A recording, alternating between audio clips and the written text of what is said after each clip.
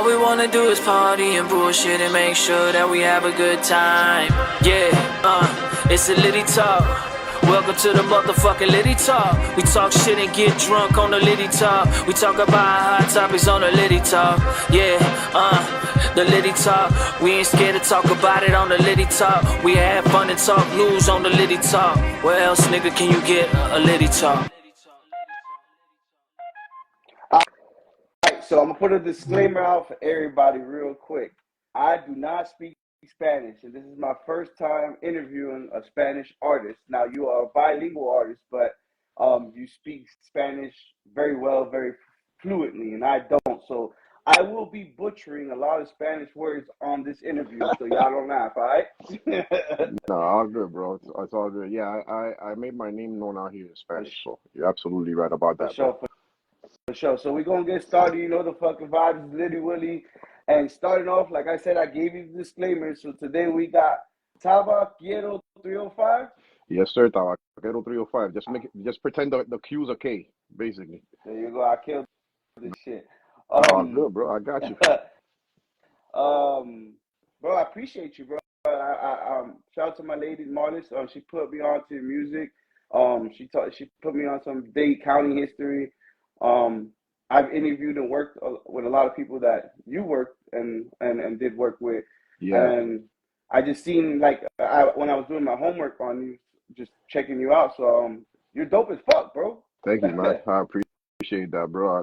Especially coming from somebody that's interviewed quite a lot of artists, has listened to a lot of music, especially in Miami. I really appreciate that, my boy. Born and raised in the Kendall area? No, I was born in Hialeah. When I was born, my parents lived. I was born in Jackson Memorial Hospital. My parents lived in Hialeah at the time. My dad eventually had to go in to do some time. I ended up moving to South Miami for a little while. Then once my dad got out, I moved to Kendall, kind of like Westchester, and then from Westchester I went to Kendall. Okay. You know, so I kind of been around. I went to 6 different elementary schools, man. So I've been around a lot of places. I know a lot of people from different places in Miami, which actually ended up being cool because I actually ran into these people later, like, you know what I'm saying, and it's been dope because it's been like a welcoming, you know, and then I've become cool with a big group of people, you know what I'm saying. So I know a lot of people from a lot of places. So it's safe to say, like, when somebody asks you, where in Dade County you from, you just tell them everywhere, bro. Yeah, bro, pretty much, man. Oh, shout out to Apex, my homie. You already know that's my brother right there. Yeah, for sure, bro. Yes, Shout out to Apex. We gonna get it. We got some stories with him too. So that's why I said, sorry to cut you off. It's just that's one person that you worked with that he supported me since day one. When I first started doing interviews, because I started off with my couch in my house, and then I went into studios and stuff. And he was one of the first big people out in Dade County, him and EFN, to actually give me a blessing and do an interview with me. So shout out to both of them. Yeah, shout out to EFN. Shout out to Crazy Hood. They just finished celebrating their 30th year in La Quina de Abuela. That was super dope. I would love to see more of that. That was a great venue, man. Shout out to them again. Shout out to EFN and the whole Crazy Hood family.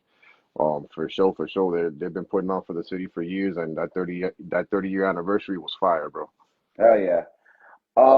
So while we're in Kendall, we're talking about Kendall. UB was interviewing me, and we was talking about this. So I said, let me ask him. Let me bring it up because I always ask everybody. What's up? How did you feel about the A-Rod comment? The A-Rod comment? That's what he said. That Kendall was the hood. Yeah. Is that what he said? Yeah. I mean, it depends, bro. You know, I mean, honestly, what was going on here back in the Cocaine Cowboys era, I mean, my boy, right down the street, we got Cocaine Alley. You know what I'm saying? And that's where everybody moved. All the major dope boys, which, you know, literally still live there, basically. That's right down the street from my house.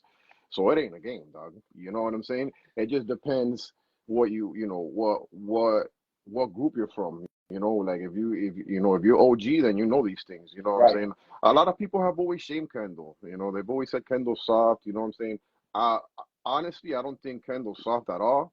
It has its history. It's you know, if you've seen Cocaine Cowboys, go look at it. If you haven't seen it, go look at it. It'll show you exactly what was going on over here. Over here is where all the dope boys moved to build their houses. You know, so there was high end dope boys here all the time. You know what Right. I'm saying? And you know, and I'm not talking about niggas in a trap house. You know, I'm talking No, about we're talking dope about boys. luxury houses. Yeah, yeah, Yeah, yeah. Yeah, yeah, million luxury. dollar. We're talking about $1 million houses, you know, and that's literally 5 minutes away from where I'm at. You know, so I don't think it's soft at all. Most people that say that don't really know the history, which I get it. You know, I don't shame those people because if you're already not educated on something, you're gonna talk shit about it, and you're not gonna, you know, you're not gonna be educated on it. You know, Right, somebody that's educated is gonna correct you. You know, so right. but you know, and not only that, there was gangs out here too, just like there was in Hialeah and Carol City. There was gangs here too, you know, back in the day, you know, that didn't get along with the gangs in Hialeah. So there was stuff going on here, bro. You know, Burro Boy gang is nothing to play with. You know what I'm I saying? was just gonna say that. I was just gonna say that I was hearing stories about the bird bowl. There was You like a know, big gang shit over there, yeah, lights all yeah, the yeah. time and shooting. In Tropical Park, it used to go down, dog. You know what I'm Yeah, saying? And I actually have OGs that I know that are like related to me that were actually there that day, that one of those days that happened. You right. know what I'm saying? I'm just not gonna mention names, No, but no, you know no, what I'm no, no. saying. Yeah, But yeah, I got but but yeah, bro. Like it has its history. You just gotta know it. You know what I'm saying? But we had everything that every other place had. There was gangs. We had all that shit, bro. You know, massacres, shootings, kidnappings, fucking home invasions. You know, bro. Like I lived down the block from Willie Falcone's. I guess one of Willie Falcone's mistresses or girlfriends, bro. And one day I was coming home from doing something with my OG, and the whole block was roped off because somebody went in there and had both of them, right. the girlfriend and the maid got had. You know what I'm saying? Helicopters everywhere. Those was real shit going on, bro. It's just not like shot out, like you know, Right, like how it is in the hood. It's right, different. right, You know, it's a right. little bit more organized, like organized crime is. You know Well, what I'm saying? we need you to do a documentary shit on Kendall alone because there's history that needs to be told. Yeah, absolutely, bro. I mean, there's OGs, you know, the OGs will tell you. You just got to know the right OGs. You know what I'm saying? If you know, you know, as they say. For Um, sure. tell me about the Hoy Como Ayer nights. Well, bro, that's basically where I really made my name after because I started off signed to Sony Latino in 2003. I was signed on to them. I did a compilation album with them. I was signed to them for about 2 years, Okay. and then they offered me a solo deal. I didn't take it, and then you know I had to jump out to the underground market, you know, and improve myself because you know when I got to the scene, everybody was like, you know, everybody knew I was signed to Sony, but you know how it is when you know, nobody knows you. Niggas from different hoods are gonna be like, "Who the fuck is this Yeah, nigga?" yeah, yeah. You know what I'm saying? Well, why is he so Right. special? Why was he signed? Who is this fucking guy? You know, which I get it. You know, I've had some of the same sentiments sometimes when I don't know somebody, but you know, when I was younger, I'm not like that. Right, right. When we're all young, we all do stupid shit. You know what I'm saying? But but yeah, that place was basically where I made a name for myself, bro, and basically where I met everybody I fuck with now. UB, Soulfly Kings, I mean everybody, bro. Mr. Haka, even Pitbull will go out there. You know what I'm saying? Marlis, that's where I met Marlis. You know what I'm saying? Right. And let me tell you something. I gotta give a shout out to Frank Campbell. He was the one responsible to organize all that. You know what I'm saying? Yoyi and Frisco too. You know what I'm saying? And Mr. Hawkeye and so on, all the boys from Little Havana. You know what I'm saying? Like, everybody. You know that those were special times, bro. We used to pack that place wasn't that big, but we used to pack it. Pack You house. know, and the performances were super legendary, bro. You know, we and you know, I think that's where that had a big part in the hip hop and the Miami hip hop scene where people stopped hating on each other depending on where they were from. You know, that Right. whole Hialeah doesn't like Kendall doesn't like Hialeah, all that shit ended like right around there because we all started working with each other.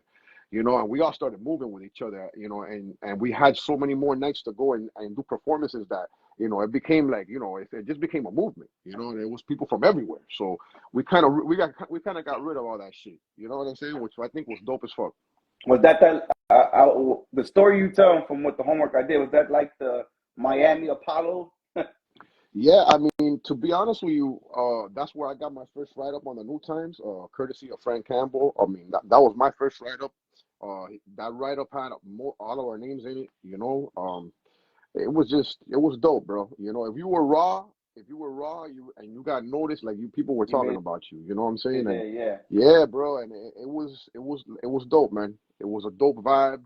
Um, we haven't been able to recreate that, in my opinion. You know what I'm saying? The type of vibe that we had there, and I'm not talking about the Miami English part. I'm talking about the Miami Spanish hip hop. Got you. You know, I still haven't gone to a place.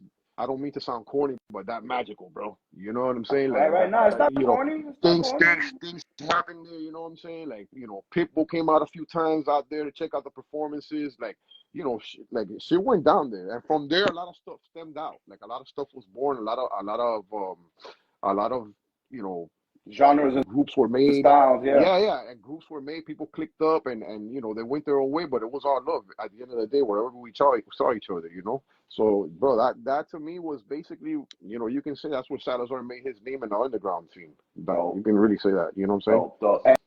And going backwards to go forwards a little bit, why didn't you take the solo deal? Bro, to be honest with you, champ, like they offered me like 40 racks. You know, and this was 2004, 2005. Right. And bro, with 40 racks back then, I couldn't do shit, bro. I couldn't even shoot a fucking video. So what am I gonna do? You know, and remember, 40 racks for an album to do, you know, you gotta do production, all your videos, Right. all that shit. Like, you know, 40, I could, bro. A cheesy video, a whack video will cost you 50 racks back then, bro. I couldn't even shoot a video. You know what I'm saying? So it wasn't smart for me to do that. You know, and then I would have been stuck with them forever. You know, so I said nah, and at the time I had an independent label really interested in fucking with me, like Strictly Business Records. Like I had them, you know, they were already supporting me. I was still signing. They were already like, yo, you coming with us? Like fuck these niggas. You know what I'm saying? Like we're gonna put you out there. We're gonna do this. We're gonna do that. And eventually, they had a big. They helped me get out of that. Like they okay, went so on. they pulled you out of that whole situation. They were very adamant about getting me out of there and you know, getting to work with them. So I worked with them for like 2 years. And then I kind of like branched out on my own, bro. Like in 2006, at the end of 2005, beginning of 2006, I branched out on my own. That's when I came out with my old mixtape, my first mixtape, Asqueroso. I came out with that just in time for Calle Ocho that year. And I was out there, bro, promoting the shit out of that, you know, with Persona and Brian, all my little Havana boys, Your bro. crew. I was out there with all of them. Yeah, my whole squad out there. You know, Josue from the barbershop. I was out there with everybody and passing out my CDs, bro. You know, I had Persona on it already. You know, coincidentally, Persona was fucking with Enrique Santos at the time on 95.7. And we remade a jingle for them to one of my songs called Miami, Que Lindo Eres. And they were cranking that 2-3 times every morning on the radio. So you know, it was okay. Yeah. It was on. I was getting calls at 7, 8, 9 in the morning. Yo, we heard you on the radio every day. You know what I'm saying? Which is awesome. You know what I'm saying? But back then it was a different time on the radio. You can do that. Correct. But right now everything is so like fixed and so like bought, staged. That you know, even my Enrique Santos ended up becoming my boy. Shouts out to him because he did for me like what nobody wanted to do. You know what I'm saying? And he told me, look, we'll start with jingles, and eventually I'm gonna slap you on the radio. That's exactly what he did. You know, till he couldn't do it no more. You know what I'm saying? That's hard to find for somebody to stick to their word. You know, when they tell you they're gonna do something in that kind of position. You know what I'm saying? Absolutely, somebody of that stature, in his position, absolutely, bro. I agree with you 100%. Because you know, a lot of people will tell you some shit just to tell you some shit, and you know, it'll go this, it'll go that, and maybe they're not doing it in a malicious way, but they lose interest this time. So when somebody says they're gonna do something in his position and they do it, that goes a long way. You know what I tell people? You gotta make sure when somebody's telling you that they ain't drunk. You know what That's hard with me because I'm always fucking drunk. A lot of times you're in the club getting backed up and but, you know, it's better, you know, even smoking a blunt, I'll give you that. Even smoking a blunt is better. Right. You know what I'm saying? That you talk to somebody, I think they'll be more sincere with you, or they'll be more concrete if they tell you, you know, because, you know, that's the whole dopamine, bro. You know, that's the whole dopamine rise. And then the next day your dopamine goes, and you feel like shit. You don't want to talk to nobody, fuck everybody. So nothing ever happens after that. You know what I'm saying? So, you know, that's what I tell people, you know, clubs are not really a good place, or a bar is not really a good place to do business. You know what I'm saying? It's Hell not. It's no. good. It's a good place to celebrate. I'm not gonna hate on a club, but it's not a place to go. It's not a good place to go do No. business, bro. You want to have your head on straight, and then after you do the business, wherever you do it, you can go to the club and celebrate. You know what I'm See, that's why I'm fucked because I got a gift and a curse because everything I do is on camera. So whatever I say, I can't fucking back down. saying? Yeah, that is a gift and a curse. I'm fucked. Growing up, who was the first like hip hop artist you heard? Like you actually remember? Because we all remember listening to music. But what was the first hip hop artist you heard and said, "Oh shit, I like hip hop"? Believe it or not, I didn't really have Spanish hip hop influences. If you listen to my style, it's more based on English hip hop, Right. like the '90s golden era hip hop. That's really what I listen to. But my first tapes, bro, believe it or not, my first tapes ever, bro, were that my cousin gave them to me at 9 years old. Mm-hmm. Was the NWA Straight Outta Compton tape and the Two Live Crew. Oh, so you got introduced to raw shit, bro. Yeah, bro. Raw Just shit, bro. imagine that mixture of shit, like and I had also got it put on to Chuck Right. D and fucking Flavor Flav, the Jungle Boys and stuff like that. But it was that what I first told you first was more of an influence than anything else, bro. That's what I heard first, and it was a lot of cursing, it was a lot of negative shit. And you were from Miami too, Yeah, so and shit like that was yeah, and then I had a cousin of mine who before all that gave me a tape of a mix that had like the songs like Supersonic, all the old school Miami shit, Sally. I used to listen to that shit, Cypress Hill, like all that, bro. I kind of ingested all that really early, dog. dope. What was your most memorable moment growing up? Doesn't have to be good, doesn't have to be bad, but what moment stuck out to you the most growing up in them days in Kendall? What moment stuck to me the most on the candle, bro? To be honest with you, um, bro, when I won my first championship with my dad, bro, There you on the go. field. That for me was a pinnacle, bro. I don't think what I'm saying. So you So play ball? yeah. I played. My dad was a Cuban national, so he played. Oh, He played really good. He made the national Cuban team when there was only 4 teams on the island. Now they have like 20 something. So back then it was really fucking hard. And he made it. And so I was on a diamond with Pampers in Curtis Park. That's where my dad used to play here in the early '80s in Curtis Park.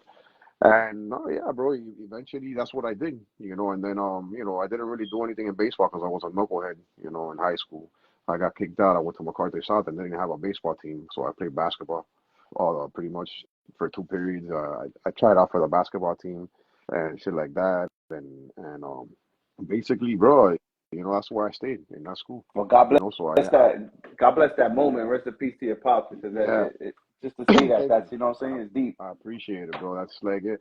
It's something that I'm not gonna say I take for granted, but once a person's gone, that moment becomes like, it's a moment that can't be It touched. sticks. You know what I'm saying? So it's like, Yeah. yeah. So it's like, I'm not gonna really say I take for granted because bro, I was with him all the time. I Right. actually had to stop making music in 2016 because he got really ill.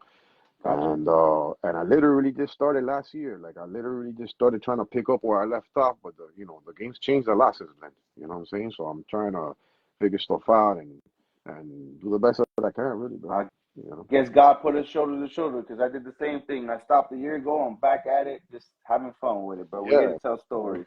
yeah, man, yeah. When did you say? Okay, so growing up, when did you say, I'm gonna take this music shit serious. I got something. Let me be serious about it. Because it's one thing to be dibbling and dabbing, and then it's one thing to say, I'm gonna put my time, I'm gonna put my effort, I'm gonna put my money, I'm gonna put everything into this shit. What made you say that? Bro,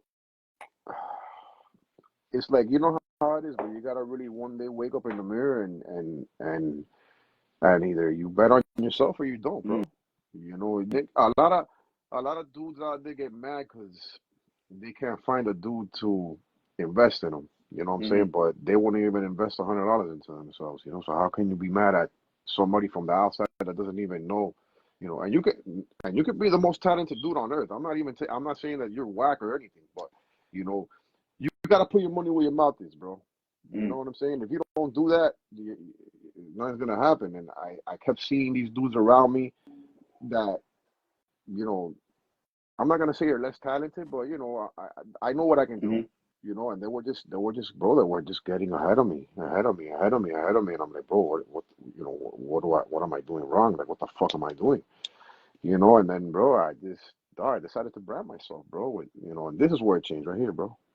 I was in the studio right one day in Urban Union with Yubi and Chief, and we were playing beats. Oh, bro, you know, we played it the first beat, we played that beat, and we went through like 30 beats, and I was like, bro, nah, bro, go back to the first one. And then I this one, and then I'm like, I told Chief, yeah, dog. And then I started doing the hook, and then Chief was like, started repeating shit. He was just repeating shit, and I was like, oh shit, you know, and bro, I kind of got like a vision, like right there, like soy trapero, because I was saying soy trapero, and I'm like, dog, I can make shirts, I can make hats, I can make a brand. Brand, Like, yeah. it just slapped me in the face. So I'm like, you know, I'm trying to be calm because I get really excited, bro, sometimes, bro. So I'm trying to be calm in the studio. I'm like, yo, let's just drop this shit, you know, fucking. So we dropped it. Fucking track came out hard as fuck. So I'm like, I told Chief, look, bro, we're gonna do this. Fuck that. I'm gonna bring bread, nigga. You know, I just need you guys, y'all boys, to help me with like the actual scenes where we're gonna shoot it. But I'll put the money. Let's just fucking go. Fuck. Let's get it. Yeah. Yeah. So you know, that was my, you know, I started doing all this stuff, and in the middle of that, my dad has a stroke. So, but bro, I keep going, you know. So I'm like, I'm going and shit. I'm like fucking rushing to get the fucking logo done, the hats. I'm already fucking getting the shit trademarked. Like I'm on it, nigga. I'm You laying it go, out yeah, right. you Yeah, working, yeah, you I working. make You the just go shirts for the mode. videos, for make sure that everybody has a shirt that says Soy Trapero on the video. I do everything, bro. So bro, the day comes, I got Michael Montoya to do the video, bro, and Mikey Doodle, which shout out to him. Video came out fucking hard as fuck. It came out like a fucking movie. I love it. I still to this day love that video. It's the video that I have with the most views. And bro, like everything came out dope. Like everything came out, to be honest with you, Perfect. better than what I thought it was. Because Right. it was raining. You know, I was in Chico's Cafe, bad tripping because it's fucking raining, bro. And I'm like, it's the day, and it's like it's fucking raining. You know, and Mikey comes up to me, and Mike is the director. You know, I'm here thinking Mike's gonna come up to me like, oh, let's do it another day. This shit sucks, whatever. And he comes up to me, he's like, bro, what's wrong with you, bro? And I'm like, nah, bro, the weather, this and that. And I'm like, fuck, bro, you know. And he's like, bro, what are you talking about? We're gonna start shooting right here. I was like, what? So fucking Mikey goes to the fucking cast to the window. Oh, can we shoot from inside out and this and that? And blah, blah, blah. They start shooting right there, and I'm like, oh shit. You know, And that gave you bad energy when he was inside. It gave you energy. Yeah, no, absolutely. He took that bad energy right off and was like, "Yo, I'm gonna give Chief an umbrella, nigga, and Chief's gonna fucking rap, dog, with an umbrella in front of a trap. We're gonna do this, dog. Don't worry about it, my nigga. You got this." And I'm like, "What?" And bro, you know, I was like, bro, I'm like, bro, this guy just motivated the fuck out of me. So, bro, everything came out super dope. I almost got arrested in Amelia Earhart. That shit was crazy as fuck. You know, but that's a whole other story. Another story. But it was worth it, bro. You know, and that's when everything changed, bro. To be honest with you, everything when I branded myself, everything changed. You know, I've always been dope at what I do, but like I had to do something different. I had to change it up, and that's what it was. You know, so now when I do my shows and I do anything, everybody knows I got my hats on me, I got my shirts, I got another brand called Chico Mob for the English market that I'm gonna put out real soon, eventually. So like. You know, I'm always trying to not reinvent, but I'm always trying to come out and I'm trying to evolutionize and keep myself up with the trends and make my own trends instead of following people. You know, and that's mandatory. Hell yeah, that's mandatory. I mean, and I need two of those shirts. I need the English brand, I need the Spanish brand. You see, I'm repping here. Shout out to my brother Ralph, he's the plumbing company, Homestead. I got you. And shout out to Alani right here. There's the clothing line of Homestead. So I'm branded, and I like to help people with their brand. So you got it, bro. What size are you, bro? Extra large. I got you, my boy. Copy. Bro, how was it working with Tony Touch? It was cool, bro. You know, it pretty straightforward business, bro. Yeah. You know, that was actually. I'm glad that you brought that up. That was actually the actual re-entrance into the game. I was like, bro, what am I gonna do to come back? You know, and I was like, because like in 2011, I dislocated my knee like 3 times, bro. So I couldn't do anything from like from playing ball and shit. So I couldn't really do anything for a few years. So when I didn't do anything, I was like, bro, I gotta do something not drastic, but I gotta do something dope to like kind of reestablish myself. I had already done like a throwback hip hop mixtape in 2012 before I fucked my knee up again, Hmm. and I just said fuck it, I'm gonna have somebody dope host it. I went up to DJ Heron, shout out to DJ Heron. I was like, look, who can we get to host the tape? And he was like, yo, look, I can get this guy, this guy, this guy, this guy. When he said Tony Touch, he actually hosted the mixtape for Significado, which was the project that I was on Sony. He did he was the one that hosted our mixtape, which is why he mentioned Tony Touch. I'm like, you know what? I already have ties to him. Let me call him. So we did it. Made We it shot a happen. little clip for it. It was dope, dog. It was dope. Hell yeah, it was dope. It was dope, dog. You know, I did a little remix with him. You can get those mixtapes. You can download them for free on Bandcamp at salazar305.bandcamp.com. You know, I have like all my mixtapes there available free for download, so you can download all of them there. You know what I'm saying? I also have the homegrown album, which is me, Shotty, Gold, LEX, a bunch of us that used to roll back then from over here, from this side. You know what I'm saying? And From it's the still Candle timeless Start to the music popping. yeah, bro. You know, we were ahead of our time, bro. Back then, you know, Los was making trap beats. Excuse me. And this is And before trap beats were trap beats, well, they basically. were calling it crunk because that's what Little John was doing at the time. You know what I'm saying? Little John was killing it with that shit. So, but it wasn't. But bro, I remember the expression on everybody's face when they used to listen to Los's beats. They were like, "What the fuck is this shit, bro?" Like, you know what I'm saying? And then, you know, obviously he ended up placing on the Too Fast Too Furious fucking soundtrack with Trick Daddy on the Represented Yeah, yeah, track. yeah, That's his. yeah, You yeah. know, he wrecked it, bro. Like, you know, he started working with them. He started off as an engineer and ended up being one of his producers, which is I think is dope as fuck. You know what I'm saying? And he put me on, bro. He's the one that put me on. He's the reason why I got signed to Sony. You know, he's the reason why a lot of the stuff that happened for me, bro. And you still communicate with him today? Yeah, Okay, absolutely. okay, okay. Um, what has been your biggest challenge in life so far? Bro, to popping off, bro. Yeah, popping off. It's not. I'm not gonna say the biggest challenge because I had to take care of my dad for like 12 years, bro. Gotcha. So, you know, but right now at my age, that's my biggest challenge, stuff. Finding a way to like really pop off, Gotcha. you know, whether it be hitting the limelight main stage or whether it be getting my paper around that, you know, and creating my own lane, whatever it may be, you know what I'm saying? But yeah, that's tough. You know what I'm saying? And that's something that I get up and work on every day, bro. Oh yeah. You know, because you can have all the talent in the world, bro, but it's not only talent, bro. You gotta have your business, dog. You gotta have your business straight up. And like I said, I don't like to follow anybody. I don't like to I do my own shit, bro. You know what So I'm it's saying? just a little bit harder when you're trying to pop off with your own type of mentality.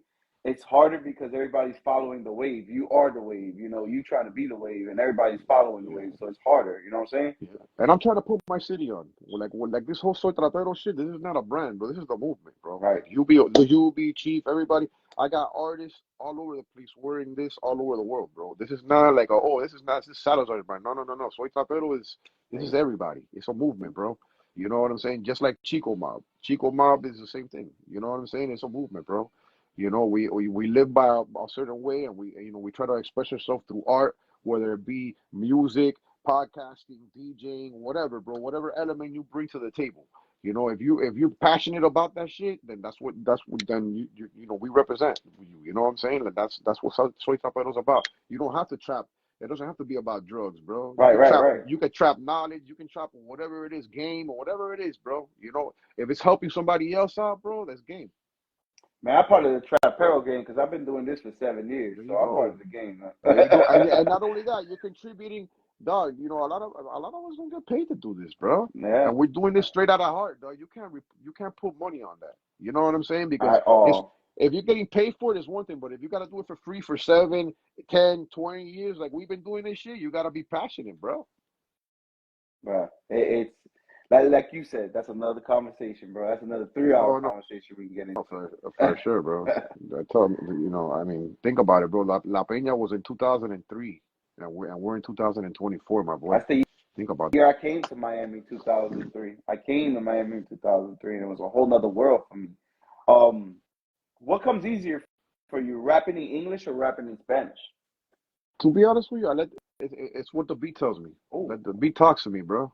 You know, if the beat talks to me, I don't force it. Like I don't put a beat on, like and be like, oh, I'm gonna rap in Spanish to this. Like it's whatever. It's whatever. At the end of the day, I'm not trying to put myself in a box.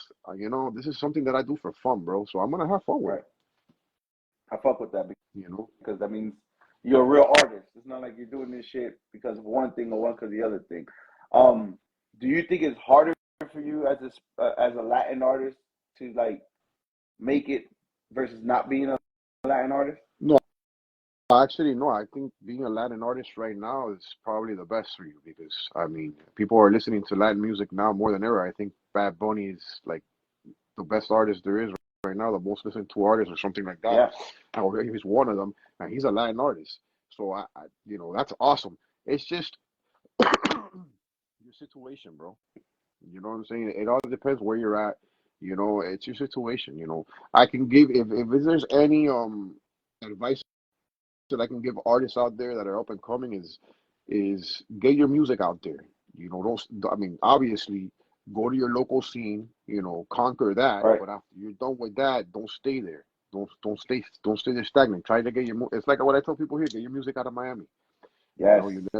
know, get your music out of Miami. Get it out of here. You know what I'm saying? I'm not trying to shit on Miami, but No, not you at don't all. you don't know if your shit in the middle of the Midwest is gonna rock because it just does. You know what I'm saying? And it's not that it's not rocking here. It's that it's really hard to get your stuff on 99 Jams and stuff like that here. You gotta have, you know, it's hard. You know, and nowadays you don't have to marry that lane. There's satellite radio. There's so much Internet, stuff. social Yeah, media, bro. You don't have to TikTok. marry any of that anymore. Yeah. You don't exactly. You don't have to marry any of that anymore. And that's what I think is best when you find your lane, whatever it may be. I don't hate on anybody's lane, bro. Even when I listen to something nowadays, back in the day, I would be like, oh, that's just whack as fuck. Nowadays, I don't even say that, bro, because there's an audience for fucking everything, bro. Yes. Like, there's so many people in the world that there's an audience for everything. So, you know, it may not be for me, but I guarantee you, if that person keeps pushing and pushing and pushing, eventually he'll find the lane for his music, bro. And You believe know? it or not, the stranger the shit is, the bigger the audience is, because there's a lot of strange weirdos out there that don't want to be seen. And there's a big. So honestly, it's like there may be a type of music you'd be like, "What the fuck is this?" But believe it or not, there's like a billion people listening to "What the fuck is this?" But they don't want to be judged, so they're quiet at No, home listening yeah. to that. You know, I try, I try not to judge. If it's not for me, it's not for me. I'm That's not gonna it. sit here and tell you I like everything, but I don't. You know what I'm saying? I'm very picky to what I listen to, Right. especially nowadays. You know, I listen to the old The school golden shit. You know, that's what I look era, for. the '90s, Yeah, like you said. yeah, yeah. I know, I know. And there's dope dudes now, like you know, like the Kendricks and the whole camp that Eminem has, the Slaughterhouse. Like Right. there's dope niggas out there. You know, um, You I'm just not. listen to Griselda? Oh, to that. Yeah, Okay. of course, bro. Okay. Right now, I'm on Armani Caesar Hard, Okay. bro. I like that chick. She's raw as fuck. You know what I'm saying? So, but Benny the Butcher's my Okay. shit, bro. You Okay. know, Okay. Okay. I relate to him. You know, and I'm on Stove the God right now too. You know, he's popping off an album, or I think he already popped it off. I'm listening to that. So, like, you know, So you're I doing listen your to every. homework. You're doing your Yeah, homework. I'm Come just on. not. There's just like no, but there's a lot of stuff that I don't listen to. Like all these like these new kids, this new wave of kids that all they do is that auto tune shit and the Right. same Right. singing and they all Right. sound the same. I don't listen Right. to that. I don't shit on it. I Just don't not knock it you. because bro, Yeah. they're making bread, bro. They're touring. It's not for me. It's for a different demographic. You know, it's for Right. kids. You know, but that I don't listen to. You know what I'm Right. saying? I listen to drug dealer music, not drug using music. You know what I'm saying? Got you. Got you. Got you. All right. Let's get into some of your tracks. My Spanish is horrible. I told you, bro. So please don't butcher me. Yeah. Um, Echu. That's fine, That's man. how you pronounce it. You did it's fantastic, bro. Echu. That's how you pronounce it. Is that one of your newest tracks that you got right Yeah, now? I popped that off January 1st this year. Echu is significant for a guardian angel in my religion. No, Yoruba is Edegua. You know, that's one of the names that he has. And it's a dedication to him. Okay. Basically, he's my guardian angel, and no, basically, it has a lot to do with the religion, the aspect. You know what I'm saying? I have shout out to Miami Beat Wave. Miami Beat Wave made the beat. Shout out to Afimaye, my spiritual brother. That's my dude. You know what I'm saying? He's from Hialeah. Mm-hmm. But yeah, bro, we did that.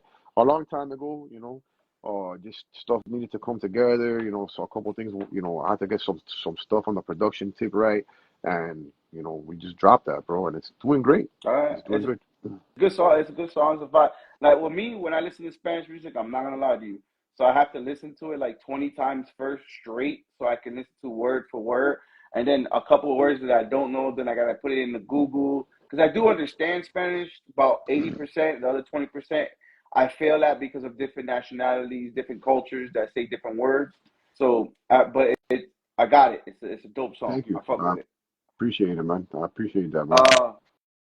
This one's one of my favorite of yours when it comes to Spanish music. Prende Prende. Oh, that's a remix, bro.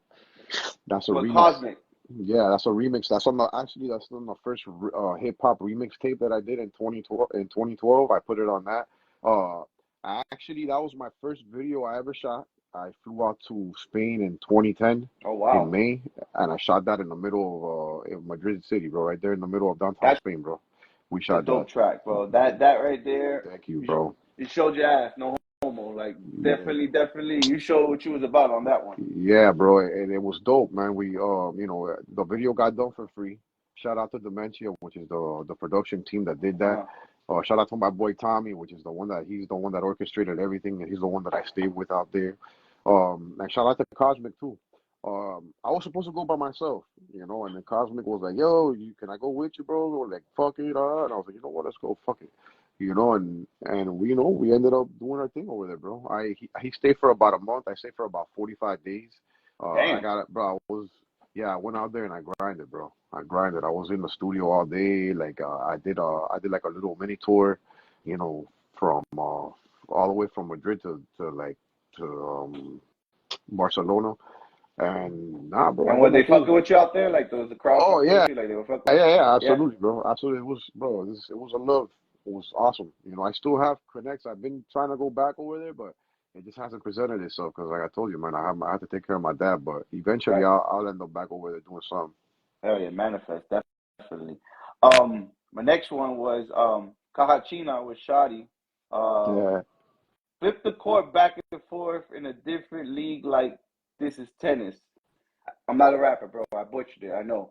But the meaning of that basically is, and not only did you say it, the way I want to hear more of this from you, from being a listener, is the way you flip it from Spanish to English. I think you're great at that. I think you're really, really good at that. Thank you, bro. When you're flowing, you're dope. But when you're like going back and forth, it's like kind of like an alter ego. And for a person that knows Spanish to listen to it and then listen to that English again, is dope as fuck. So that's why I fuck with that track. I appreciate you, bro. I appreciate that, man. I actually, that's the way I talk, bro. When I'm around people that speak both languages, I talk like that, like super Spanish. I'll tell you like 2 words in fucking 3 words in English and then 2 in Spanish and shit. Like I think that's why it's so dope because I like a Miami. Yeah, it's genuinely you. Like that's the most rawest version of you. And I think that's why it sounds so dope because you're not trying to do one or the other. You're just being genuinely you. Yeah, exactly. Pretty much, bro. Pretty much. Shout out to my boy LC. I didn't know you know him, and I did not know you did a track with him. The song Trap. Oh, LC. Yeah. Yeah, that's the homie, bro. Yeah, man. Shout out to him. Yeah, we have a couple tracks, but we actually got a few, dog. They just haven't came out yet, but yeah, we have a few. How you know him? I know him because he fucks with gold, bro. Okay. From SLP. They're from over there. He's from Homestead, and he fucks. That's where I'm from. That's what I'm saying. I'm from Homestead. Yeah. So when I see that, I'm like, wait a minute, how the fuck? Like, shit. Gold is probably one of the, bro, for me, one of the nastiest producers there is in Miami, dog. Like he's probably one of those most slept on producers out here, bro. Engineer, producer, everything. Rapper. That guy raps his fucking ass off. He was a part of a group in the in the late 90s that were actually, they had their own CDs and were pressing out their own shit back then, dog. Right. When you said there was no Pro Tools to make a fucking track, it was a mission, dog. and these boys were doing 3-week shit, right? Yeah, and he's actually a part of the group that I fuck with called Southern Grammar. He's the one that basically produces all the tracks for us. and he raps, pretty basically on all of them too. And bro, that's where I met him. I went to his studio, and I met a bunch of boys out there, and I met Gold through Los. Okay. When they went to Miami-Dade Community College, these boys were young, bro. You know what I'm saying? They were going and learning music in Miami-Dade, and Los would just bring me. And back then, it was Nick Fury, Pro. They were running the MIDI lab. So, I met all of them through there. North and Agony. I met a bunch of boys in there, bro. And back then I wasn't even rapping yet. Like I was freestyling, but I wasn't making tracks in the studio. You know what I'm saying? You weren't serious. I was watching. I was a knucklehead too, and my boy Los was trying to get me away from all that shit. So he was like, "Yo, come over here," like type shit. You can still smoke and get fucked up, but do this. You got I was like, all right. talent. Don't waste the shit. Come on. Yeah, exactly. So I ended up meeting Gold there. Like I said, Nick Fury, rest in peace to Pro. He was actually running the MIDI lab, and I wasn't even in Miami-Dade, and he would be like, "Yo, you can come, and you can be in here. You're not gonna get in trouble. I'm not, I'm gonna make sure that you're straight." And shout out to him, bro, because that to this very day, I'm very appreciative of those days, bro, because they did keep me out of trouble, and I ended up making something out of myself with that. You know what I'm saying? Hell yeah. And shout out to LC. Shout out to Leisure City, the whole Leisure City, Homestead, Ranger, Florida City, all that. Shout out to the Miami-Dade MIDI Lab gang, bro. A lot of boys, bro. Bike Ripper, bro. Jay Pure, Jimmy Hart, like, bro, just a lot of dudes came out of there. North and Agony, Los, Gold, the whole SOP gang, bro. A lot of dudes came out of it, bro. You know what I'm saying? Yeah. Shout out to my boy Dashes. Dashes is another one that's been supporting me since day one. I didn't know you did the theme track for Rapper Weed. I was looking that up. I was working with them too when they were starting all that. Dash and Hayes were one of the two first people like that really showed me like I knew what I was doing, but at the same time pushed me like, don't get ahead of yourself. You dope, you consistent, but keep going. And they always supported me. So shout out to Dash. And I see you did a couple things with him too. So Yeah, shout out to Dash just on that. Dash, bro, to be honest with you, Dash I met through Los. He's like family. You know what I'm saying? Dash is like family. And not because he's family, but I consider him one of the best artists in Miami. I've told him. He He's knows versatile as fuck, bro. And he can do anything and anything you want him to do, and it's gonna sound dope as fuck. You know what I like about Dash is that he's not gonna go down the regular route. If you do something with Dashes, you're gonna do something that is special. Pay for what you get too. If you're paying for something, bro, you're gonna get something that is gonna be gold. And you don't even have to pay him. You go and do a track with him, bro. Like I ended up, the president of Rapid Weed is my brother. Like I grew up with this nigga on the street. Okay. You know what I'm saying? I've known this dude since I was like 11 years old, bro. Okay. I didn't know that. Okay. So, he was like, oh, he didn't even ask me to make that for him. This was like I did it as a surprise, bro. He went out with his family on a vacation for like on a Friday, and I made the beat, and I was like, shit. The beat came out hard as fuck, and I'm like, bro, and I started saying rapper weed. I go, you know what, bro? I'm gonna fucking make the Rapper Weed song for this nigga by the time he comes back. So he's really close to Dashes too, and he's really close to JP too, with Hayes. Right. So I was like, who else to call? I called him. I'm like, yo, man, I got this idea. He's like, yo, send that shit over. I sent it over. He sent it back, and by the time Yogi got back, he had the track. I showed it to him. He was super happy. We haven't even put that out yet, but I gotta put that out. That's actually my debut as a producer. Okay. That beat that I made. Yeah. That was supposed to be that. It just stuff happened. This whole pandemic. Yeah. Shit just got delayed and shit just got bad for everybody. So, but I mean, the song is done. It got mixed. In one of the best studios in Miami. So, in Rebel 11 Studios. So, yeah. You already know that's gonna come out. But yeah, the Dash is super talented, bro. Super talented, bro. It's funny that you say that. That's been your homie since 11, because y'all motherfuckers look alike too. I don't know if it's the Cuban thing, but y'all really look like brothers. No, yeah, no, man. I always told everybody he was my cousin, bro. Like I always just tell everybody No he's mind you, he you can't and he deny does it. the same thing. Yeah, he does the same shit, because it's just love like Right, that, bro. He right. walks up in my house, he talks to my OG. Like when my OG was here, that nigga will bring my OG off with bread, like Bless, with that type of relationship. bless. You know what I'm There you saying? Like go. Yeah, yeah. he's been that dude always, so Shout out to the whole team. Shout out to the whole Mixed Masters brought Yeah, me Mixed in, Master Studios, bro. Now, shout out bro. to everybody in there, bro. They brought me in. That was my first introduction to the actual Miami scene, and they did above and beyond for me, and I always owe them, no matter what. If I ever they need anything, they know they can call me. Um, let's get into it real quick. If you have no salary, whoa, let's reverse that real quick. What has been your biggest piece of advice coming from somebody in the industry? Um, that would have to be probably 2005, Mm-hmm. 2006 when I got my studio. When I first got my studio, my clique was called AOD, and it consisted of me, Lost, um, a very special artist from Puerto Rico, probably the best Spanish rapper that I've ever heard to this day. For Puerto Rico, his name was Mexicano 777. You know what I'm saying? And Tab 95, we were all AOD. And actually Quote 7, which was our hip hop rock, he was our hip hop rock artist. He brought him in. You know what I'm saying? And this guy rap his ass off. He was actually the first rapper to cross over from Puerto Rico to the United States and do a song with KRS, I believe. Oh And wow, yeah, history lesson. and stuff like. I love that. Yeah. He was like 4 to 5 in the hip hop game. He didn't really jump to the reggaeton scene when the whole reggaeton scene popped off. He kind of stayed with the hip hop. Like Right, he was real, bro. You know what I'm saying? right. Um, just watching him, bro. To be honest with you, like I told you, I never had. He was really my first Spanish hip hop influence, and I had him like in my Mm. face, cause he wanted to record his album. He ended up becoming, a part of the crew. He ended up becoming AOD. So we were recording his album, and I just watched him, bro. This dude he had like 8 or 9 different voices. This guy would do a fucking hard ass street Ah, fucking hip hop banger, and then he would do a fucking a reggae song, bro.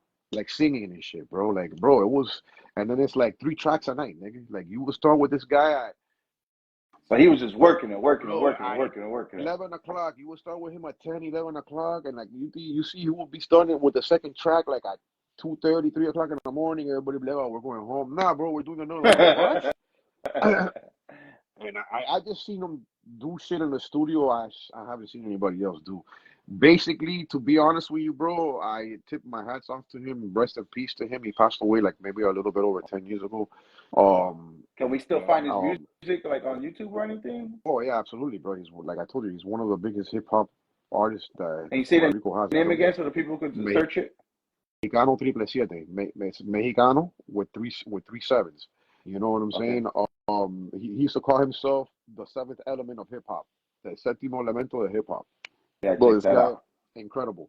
Like I said, he was the first one to really cross over from the island to here and do the hip hop thing out here, like big, you know.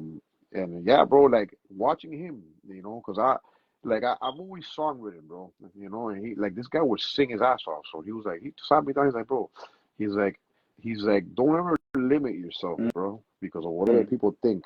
You know what I'm saying? And back then, you know how you raised in Yeah, I Miami, already dog. know. Yeah, You raised in Miami yeah. with that mentality, oh, you can't be soft, nigga, you can't be doing certain shit, All right. and it kind of, bro, to be honest with you, it did It hinder me, bro. hindered you. Yes. It did hinder me for a while, bro. I'm not gonna lie. When I saw him doing all this crazy shit, I was like, bro, like there's other things to get good at. There's other things that I gotta do to improve. Like, bro, this guy really sat down and gave me lessons. Like, yo, sat me down and like, yo, this is how you do it. And I really didn't have anybody to do that in the Spanish, bro. Like, I would walk into the studio back then and niggas would be like, oh, this is the nigga. You know what I'm saying? Now, Right. it wasn't like that. When he was around, I would have to look at him and be like, yo, this nigga is the nigga. You know what I'm saying? Like, and he knows what the fuck he's doing. You know what I'm saying?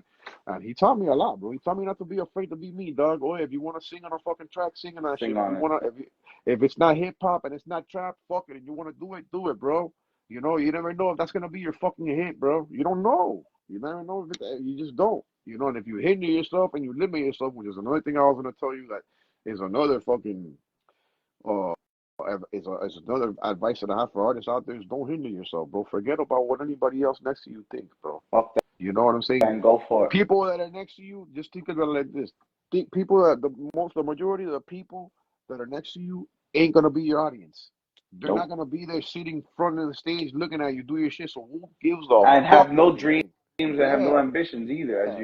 you. And they're always, and you can't be, and surround yourself with people, even if it's not the same dream, but people that are ambitious. Yes. Surround yourself with people like that are not gonna cut down or make fun of something when you say it, because you're dreaming or you have a goal set because it's something that's not there, it's something that they're not capable of, and they're looking at you in the equal. So if they're not capable, they're looking at you like you're not capable. But that's not Right. true, bro. Hell If you put work, sweat, and tears behind anything, I promise you, bro, it's gonna go somewhere. It's it may not happen today, it may not happen tomorrow. I mean, nigga, bro, I've been doing this shit for 20 years, bro, and it still didn't happen for me. You know what I'm saying? The only reason why I'm still here was because I ended up decided to have kids super late, and because I grew up on the street, so you already know. I don't gotta explain. Right. You know what I'm saying? Facts. And I don't know if you remember 24-hour hip hop. Shout out to Mr. 24 Absolutely. Hour. Yeah, bro. Device was one of the was it Device or was no? It's one of the boys. It's actually one of the boys from Mixmasters. No, One of them. Well, Chris. I don't know if you remember Chris. Yeah. Okay. Yeah. Infinite. So he used to go by Infinite, but that was one. He's the one that actually brought me from my couch into Mixmasters. And the one thing that he told me when he first pulled me out, he was like, "Yo," because he would tell me, he'll take me to clubs and shit. Because he got me in the studio. He'll be like, "All right, go up to that person and ask them if they want to do an interview." And I'm like, "Hell no, bro! I'm not like walking up to a nigga and be on some groupie shit." He's like, "Bro, you gotta change your mentality, right?" Bro? He says, "You're not in the street, bro. You're not in the street." He says, you're not supposed to look at another nigga as a challenge. You're supposed to look at another person as an opportunity, And he taught me that because, being from the street is like, I'm not going to go ask another man, yo, No, you yeah, want you an have, interview? yeah, you have that mentality. You have that mentality, and it hinders you. And bro, it goes. Look, you just mentioned it in your aspect, in your walk of life. It happens in all The aspects of streets life. If you hinder you in all, right? It just hinders that urban mentality. I shouldn't even say the streets because you could just be a dude that has been in the house all your life, maybe not gangster with it, but you have the mentality of the urban mentality where you're like, I'm a nerd, but I know for a fact I'm not supposed to go and ask another man for something type shit. You know what I'm saying? And Yeah. that hinders you. Yeah, and you can't build like that. Right? Hell You no. never, you can't build Hell like that. no. You need you gotta build like. Look, for me, bro. I come from an era, not to sound old or anything like that. I come from an era, so for you to be known, dog, you have to do shit on the street, Right. bro. You have to do shit on a major level for people to know you. Nowadays, you have a blue check, and everybody's like, oh. Yeah. You can be the biggest pussy and the biggest piece of shit on the planet. People don't know that because you got that blue check. You're a fucking not hating on any the blue check, or if you not hating or if you do some stupid shit on the internet. Yeah, you're the man. You're the man that ate the baby shit out the diaper. Yeah, not hating on a blue check. What I'm referring to is people don't have to prove themselves or do stuff like or work towards a goal to get to that point. Right. People just wake up and do a video and go viral, and that's it. You know what I'm saying? There's no story behind it. There's no bloodshed and tears. There's there's none of that. You know what I'm saying? And that's what we had to do back then. So I tip my hat to everybody that I know from back then that's still doing their thing. You know what I'm saying? That's why I commend you for popping back up and starting to do your thing again. Appreciate it. It's hard, bro, but you got to do it, bro. Do it. Yeah, we're going to have fun with it. All right, so let me get into my next segment, which is we're going to ask some random questions. So first one is, if you had no salary cap right now, you could pick whoever the fuck you want. One person dead, one person alive. Who would you do a feature with? Who would I do a feature with? No, one dead, one alive. So you got no salary. You can get Michael Jackson if you want to. Who's one dead, one alive? Who would they be to do a feature with? One dead, I'll definitely do a feature with Tupac. Okay. I'm not even gonna front. That's olvídate. I'll do a feature with Tupac and alive. I would say Eminem though. I mean, okay, that's dope. I would say That's a Eminem. dope pick. Yeah, That's a dope pick. I would say Eminem. And if it's a new guy, if it would have to be a new guy, Joyner Lucas. Ooh, okay. You know what I'm saying? Anybody from Slaughterhouse, like I'm like, I like people that rap, bro. You don't have to necessarily be lyrical, but I like people who are witty with their flows. I like people who don't sound the same every time they fucking rap. You're a rapper's rapper. That's it. Yeah, bro. You know what I'm saying? Like there's mainstream rappers that that I've liked in the past. Like I like Kendrick. Kendrick is raw as fuck. I like J. Cole. I think J. Cole for me is another one I would love to do a track with. That for me, bro, that's like today's age, like Kendrick, everybody has old Kendrick, Drake. For me, that's the number one. I like Kendrick.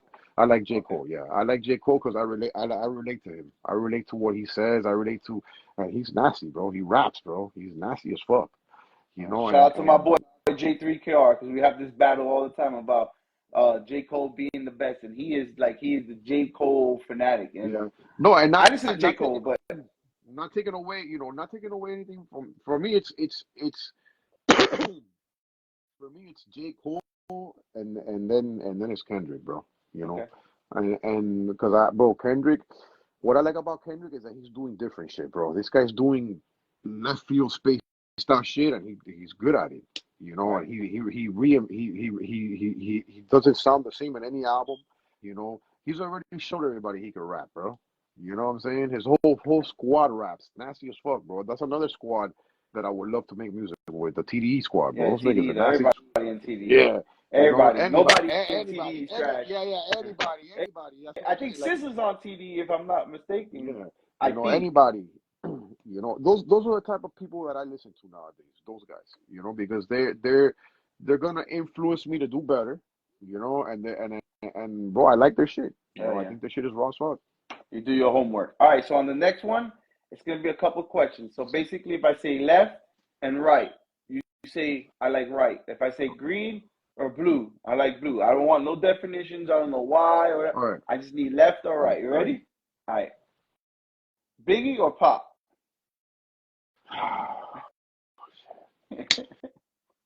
Biggie. All right. Residente from Calle 13 or Tego Calderon? Tego. Bone Thugs or Wu-Tang? Wu-Tang. Daddy Yankee or Don Omar? Don Omar. Big Pun or DMX? I'm gonna go with Big Pun. Bad Bunny or Anuel?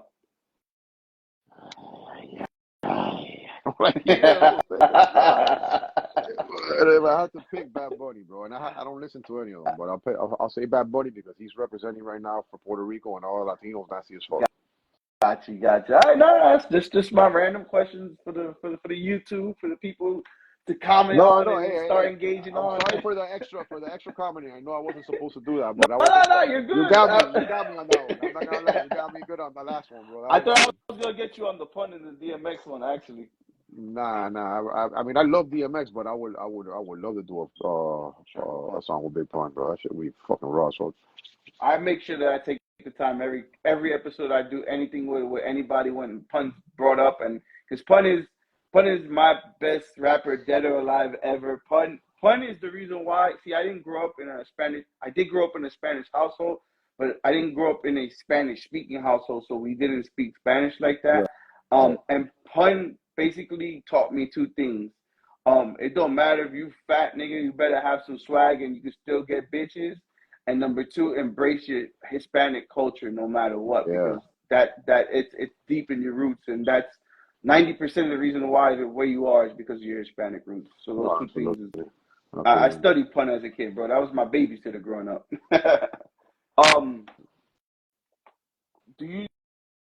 Do you see yourself trying to keep up with these musical trends, or is it like you said, I'm still gonna continue on being me and work my way to make my lane shine? To be honest with you, bro, the one of the reasons why I still make music and why I do what I still do, bro, is because I think I've been from the beginning. I've been ahead of my time, bro. Mhm. You know, and it's what I do. It's not me like trying to follow anybody, or it's just me, dog. It's my creative process. Right. You know, and I get that once again. I get that from Los. Los was ahead of his time. You know, like there's beats that I have of him that he made 20 years ago that are now that I listen to him now, and I'm like, bro. It's just, you know, you're on another level. And what happens is most of the time, you know, people give up because they're not getting Right. the attention, or people Right. can't see it. So it's like, I believe, like, you know, now that I'm making beats and I actually can say that I have my own sound, like I created my own sound. I want to see what happens because I'm doing everything. I'm making the beats, and I'm not saying I'm gonna stop fucking with other producers. I fuck with everybody, Right. bro. If your fucking beat's fresh and your beat talks to me and tells me something, nigga, I'm gonna talk back to it. You know what I'm saying? And I'm gonna rap on that bitch and I'm gonna snap on it. You know, it doesn't matter who made it, because I don't like I said, I don't like to put myself in a box, because you never know if you hear something from somebody else, and it's I write a lot in my head now. Back in the day, I would write a lot on paper, but now I have maybe like, I would say maybe like almost half the song in my head before I even start writing on my fucking phone. You know what I'm Right. saying? I already have the hook, I have the melody, I have everything already in my head before I even start. You know what I'm saying? So, like, it's different for me now, you know, but I want to see how people react to my sound. You know, and I've been taking a while because of this whole pandemic shit, but I'm getting better at producing, which is dope.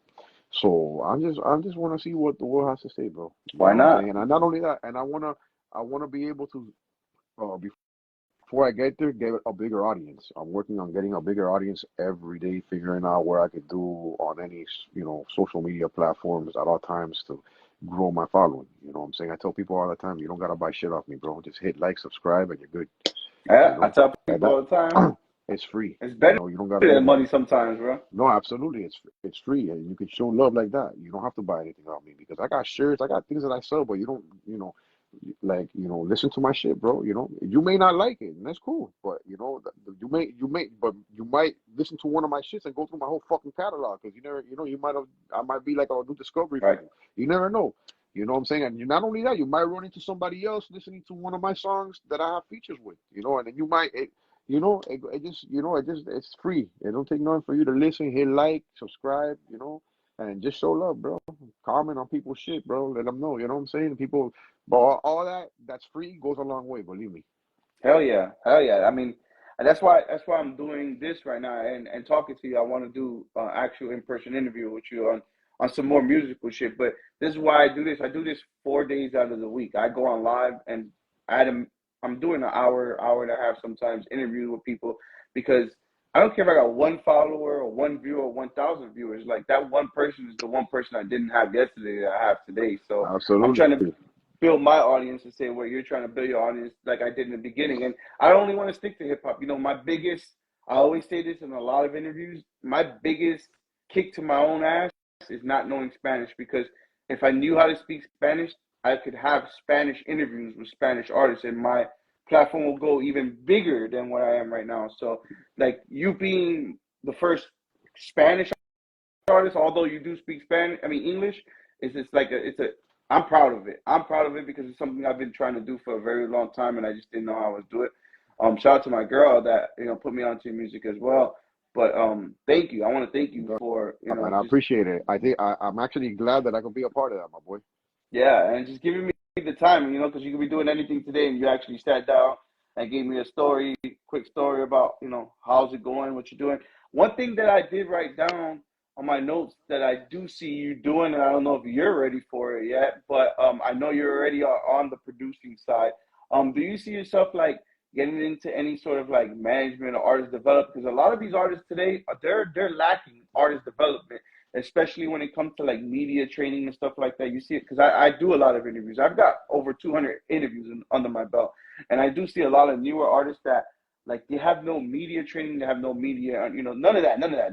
They're like blank, and a lot of these artists need kind of like the big bro. I'm 36 years old, and they look at me like a grandpa. So, and I got gems, and I'm sure you're older than me, where you can even give them diamonds and not even gems. So, do you see yourself doing anything like that? To be honest with you, bro, I'm not a hypocrite. So to be honest with you, I would have to blow myself up first Hmm. before I can show anybody anything. Because, you know, on the local scene, I'm known, but I really haven't done a damn thing, bro, in the world spectrum. Right. Like, you know what I'm saying? When I like, if I blow up and I find a way, then I can say, yo, you know what? I can give you some diamonds. I can give you this because I know it works. As Right. opposed to, oh, I was in the game for 20 years Right. and Right. this Right. and that and blah blah blah, and I'm not gonna do Right. that, bro. I'm real as fuck, bro. You know what I'm saying? Like I even if I would have stopped music from today or tomorrow, I wouldn't go on social media and be like, oh, I'm retiring. Because retiring from what? I never did shit. Did you did you play in the game? Did you play in the quarter? What did you do? Right. For retire from what? You know what I'm saying? I don't do that, dog. But what I can tell you is if I find the way, definitely. Once I find the way and I'm touring and I'm getting paid, Right. I'm already gonna be on that. I'm already gonna be out looking for two or three, Right. that are like me though. That they're already self sufficient. They don't have to be babysitted because there's a lot of people out there you gotta Yes. babysit, bro. And Yes. I've seen this shit with my eyes. Hmm. You know what I'm saying? So, Hmm. I'm not trying to do that. You gotta make sure that they're self-sufficient. You gotta make sure that they're gonna put the muscle behind the hustle. And then yeah, because they're gonna be open for them. They're gonna be open to receive the information you're gonna give them. Because if you got a blockhead next to you that thinks they're already all that and they haven't done shit, they're gonna get that information that you're gonna give them, and that's just gonna go in one ear and not Yep. the other. Right to the ground. That's right. That's right. So you got to make sure these people are ready. You got to make, and I'm not gonna say I'm perfect, but I'm pretty good at I'm not judging people, but at, like the character of a Judge person. of I'm pretty character. good at, yeah, Right. I'm a pretty good judge of character. I'm gonna know. You know, it's like, bro. I tell people all the time. People want to track with me. And they get mad when I tell them no because they don't do nothing. Like, then they're like, oh, you think you're the shit? And no, bro, you don't do anything. Have you invested $100 into yourself, bro? Like, niggas will spend Three hundred make dollars on sneakers, $200 on weed, but not $1 on the studio. thank you. No, not even the studio. They'll spend the money making the track, doing the studio, but then they'll put the track out and they won't do no promotion. No The track will promo. just sit there. Right. And it's like, nigga, you spent $200, $300 to make the track and mix it and make it sound good, and you just gonna put it out and expect for who to listen to it? Like, no, bro. That's why I gotta tell you that you gotta be self-sufficient. They gotta be good on the artist side. They gotta be good on the business side. Because if not, you're just gonna waste your fucking time. You know All what I'm saying? aspects. And Sure. let's be frank, bro. That's something that we don't have a lot of. So we gotta be very careful who we give our time to and who we give our energy to. But yeah, I would once I figured out a way to really make money and really be successful and sufficient at this, I would definitely have people like I would definitely be looking for the next one, because nothing lasts forever, bro. It's 15 minutes of fame and it's next. You know what I'm Done. saying? So you gotta, yeah. So you know you gotta make sure you get those 15 minutes, and you gotta make sure you spread the knowledge on the 15 minutes to everybody else, and make sure you build like a good team and a good foundation around that, and hopefully it pops off for you so you can be on top of the game for more than 15 minutes. Where can the people find you, your music, all that good? I want people like to, because I took me some time to do some homework on you, and I was looking on YouTube, bro. I couldn't find no interviews with you on YouTube, so that's why I said I need to get an interview with you, like a sit down with you, a No, fresh ass absolutely, professional bro. interview with you, because I couldn't find nothing on YouTube. Oh. Correct me if I'm wrong. No, bro, I don't know about YouTube, but I haven't done interviews in a while, bro. I know we got to revamp your Yeah, shit, bro. We got to I've done a revamp it. We got to couple. get a real one. I've done a couple podcasts like Grumpy OGs. Shout out to Shout out Crazy to Hood. Grumpy OGs, yeah. Shout out to Crazy Hood. Human Sushi when they were doing the podcast, which is Shotty from ID4, and Cap. But I haven't really done anything. So yeah, we definitely get to sit down, bro. I'm down as fuck. Shout out to anybody you want to. Oh, well, Oh, reverse. back. Yeah, Oh, my back to your link. music. Yeah, you can go to my link tree, which is Salazar 305. All my shit is Salazar 305 except for my IG. My IG is Tabaquero 305, which is TABAQUERO 305. You know what I'm saying? Everything else is Salazar 305. And my YouTube, my SoundCloud. Obviously, if you want to look for me on any social media, streaming platform, it's Salazar Tabaquero. And I'm on all streaming platforms, every single one. Go to my YouTube, hit the subscribe button. Go to my IG, which is Tabaquero 305. I have another one for Soy Trapero. I have another one for Chico Mob. You can follow me on all those. It's Chico Mob with 2 B's, not one. And bro, and you can follow me too and follow the group at Southern Grammar, which is the new project that I just dropped this year. We have a song called Drips Heavy right now on YouTube. We just hit 10K on the views. Go ahead and subscribe to that and just show love, man. I mean, if go to the next show. You know, I'm always putting up the flyers. I'm gonna have all my gear on me all the time. You can buy a shirt or you can just go and show love, man. You know what I'm saying? I'm all for it. You know, a new fan is a new fan, and I appreciate.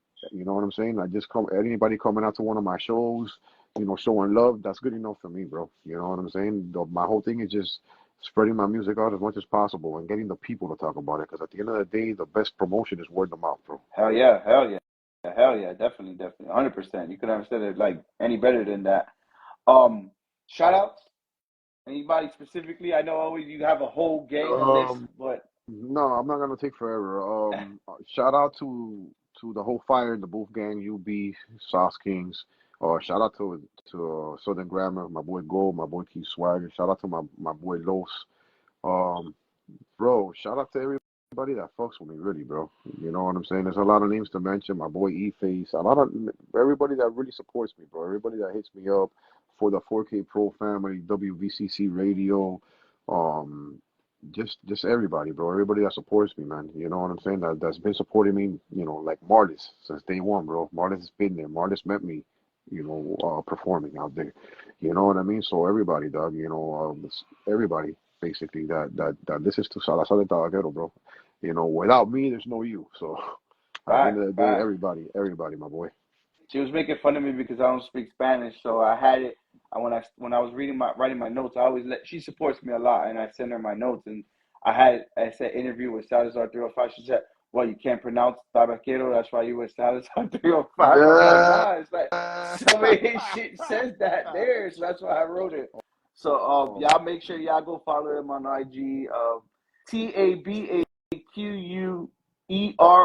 305 if you need to spell it, but it's Tabaquero 305. Thank you so much for your time, brother. Thank you for the history lesson. There's a lot of history that I learned. There's a lot of history lessons that I need to learn from Miami. I'm still learning today. Although I've been here since 2003, I wasn't in the scene until around like 2018, 2017. I'm a big hip hop head, but when it comes to the Miami politics, I didn't know too much of it. I'm from Homestead. I came from New York to Homestead. So, you know, back at Homestead, there was really nothing down here with us. We didn't really have nobody. Shout out to Mike Smith. But, you know, thank you for everything, bro. I just appreciate your time. I appreciate everything that you did. And I hope, you know, we can link up soon and get an in-studio interview. And whenever you got a new project, we get that going. Bro, and bro, shout out to Go Farm and Shadi 795, and shout out to you, my boy. I appreciate you taking the time to interview me. Like you told me you could have been doing anything else today, and you're here interviewing me, so I really appreciate your time, my boy. Yeah, and we out this bitch. All right, man.